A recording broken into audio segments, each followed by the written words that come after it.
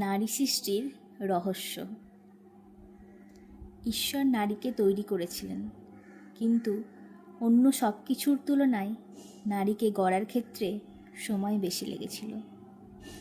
এই কাল বিলম্ব দেখে এক দেবদূত জিজ্ঞেস করে বসলেন, হে ঈশ্বর, তুমি নারীর বেলায় এত সময় নিলে কেন?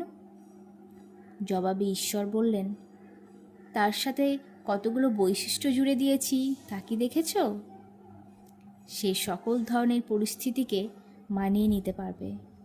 সে একই সাথে একাধিক শিশু পালনে সক্ষম।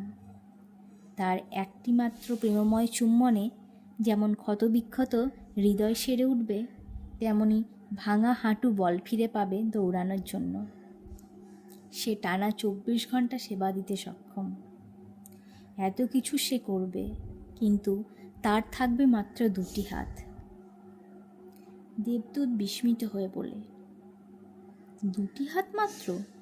এ তো অসম্ভব। নিশ্চয় এর গঠনে বিশেষ কিছু আছে। দেবদূত এবার নারী অবয়বের কাছে গেল, স্পর্শ করে দেখল। কিন্তু ঈশ্বর, তুমি তো একে নরম কোমল করে বানিয়েছ। হ্যাঁ, সে কোমল, কিন্তু আমি তাকে শক্তপোক্ত করে বানিয়েছি। এমনকি তুমি ধারণাও করতে পারবে না তার সহ্য সীমা কতখানি। দেবদূতের আবার প্রশ্ন, সে কি চিন্তা করতে পারে? সে শুধু চিন্তা নয়, কারণ অনুসন্ধান এবং সমাধান দিতে প্রস্তুত। দেবদূত নারী অবয়বটিকে আরও ভালো করে পরখ করে দেখল। ঈশ্বর, এ তো ছিদ্রযুক্ত। ঈশ্বর তাকে আশ্বস্ত করে বললেন, চিন্তা করো না বৎস, চোখের কোণে যে ছিদ্র দেখছ তা থেকে জল গড়িয়ে পড়বে, কখনো আনন্দে, কখনো দুঃখে, কখনো গর্বে, কখনো তীব্র যন্ত্রণায়।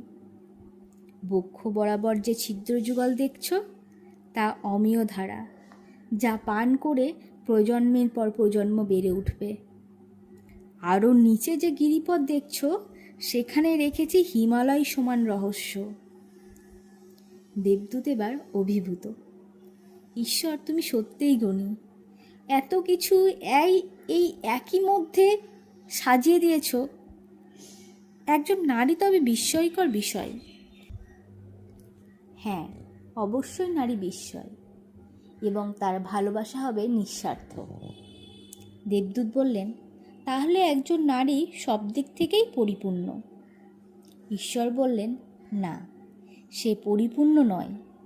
এরও একটা অপূর্ণতা আমি রেখে দিয়েছি, আর তা হলো সে প্রতিদান চাইতে জানবে না।